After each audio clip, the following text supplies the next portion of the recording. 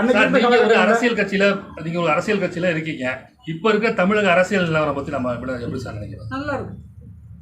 தமிழக அரசோட செயல்பாடுகள் நல்லா இருக்கு. தமிழக அரசோட செயல்பாடுகள் நல்லா இருக்கு. இந்த பல்கலைக்கழகத்தை நடந்த மேட்டரு, அவங்க குடிச்சிட்டு சாராய கிடக்கிறது எல்லாம் குடிச்சிட்டு இருக்குது, எல்லாம் நல்லா இருக்கு. ஜனங்களுக்கு என்ன வேணுமோ அதை கொடுக்குறாங்க. நேற்று நாங்கள் ஷூட்டிங் எடுத்துக்கிட்டோம். ஷூட்டிங்க்கு வர்றவங்க இந்த கஞ்சாவை அப்படி கடிச்சிட்டு அப்படி வச்சுட்டு வராங்க. நாங்கள் எப்படி தடுக்க முடியும்?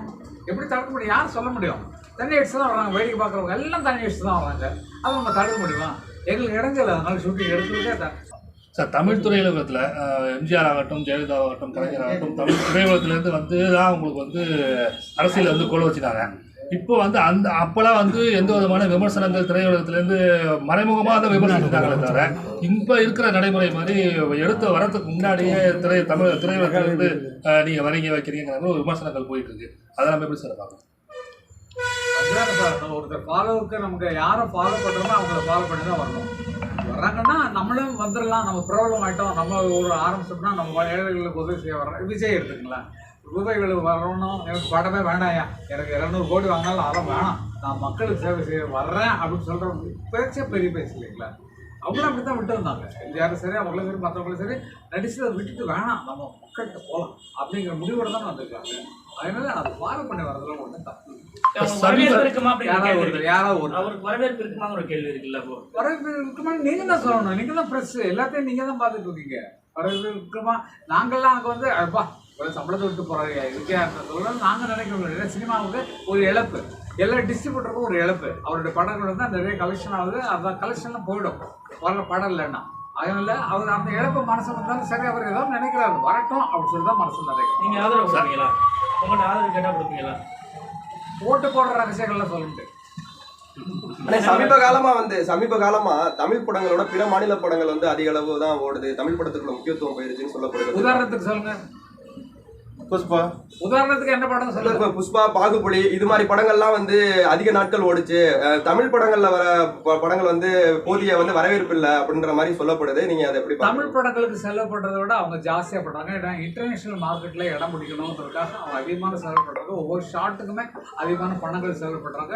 ஒவ்வொரு சீனுக்குமே அவ்வளவு செலவு பண்றாங்க. ஏன்னா உலக ரீதியா படம் ஆகிப்போச்சு. இப்போ தமிழ்நாட்டுக்கு மட்டுமல்ல, கர்நாடகத்துக்கு மட்டுமல்ல, ஆந்திராவுக்கு மட்டுமல்ல, மலையாளத்துக்கு மட்டுமல்ல, உலகம் ஃபுல்லாக இருக்கக்கூடிய தமிழர்கள், மலையாளிகள், ஆந்திரவாசிகள், கன்னடவாசிகள்லாம் பார்க்கக்கூடிய படங்கள் ஆகிப்போச்சு. அந்த மாதிரி வந்ததுனால அதுக்கு தகுந்த மாதிரி வந்துட்டு இருக்கு. அதையும் நம்ம ஏற்றுட்டு தான் இருக்கோம். நம்மளும் பார்க்கக்கூடிய ஜெயிக்க தானே வச்சுருக்கோம்.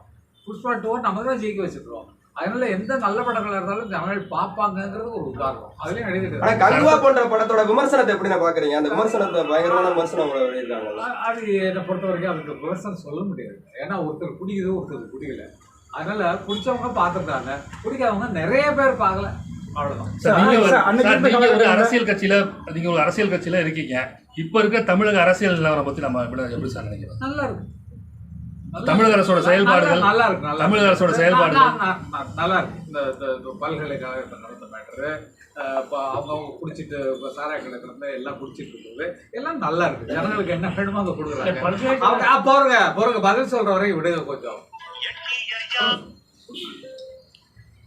நல்லா சாப்பிட்றியா அப்படின்னு நேற்று நாங்கள் ஷூட்டிங் எடுத்துக்கிட்டோம். ஷூட்டிங்க்கு வர்றவங்க இந்த கஞ்சாவை அப்படி கடிச்சிட்டு